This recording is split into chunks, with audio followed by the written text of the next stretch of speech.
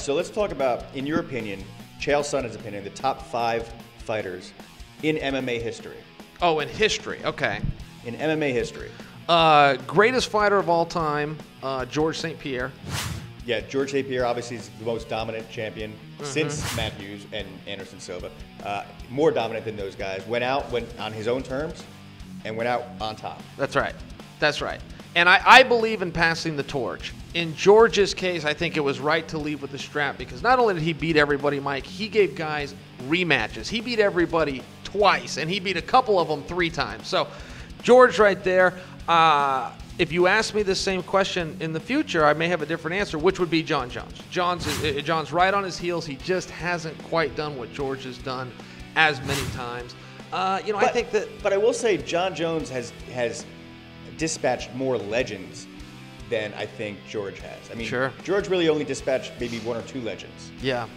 Where Jon Jones has dispatched maybe 4 in a row. Right. So that's something to be said for Jon. Yeah. Well, here's the thing that Jon did that nobody else has done.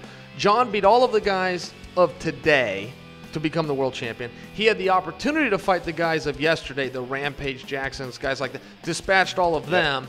And then whoever becomes Jon's heir apparent, in this case Daniel Cormier, the guys of the future, he beat them too. So he's covered all 3. Now that was a chance that Anderson Silva had, but he had to beat Chris Weidman to do it. To beat the guys of the next generation, he had to beat Weidman, and he came up a little short. I would put Randy Couture in there. Yes. Certainly somewhere, and particularly because he did it at 2 different weight classes. And at such an older age. Right. I think that's relevant. He didn't even get his MMA career started until he was 34 years old. Right.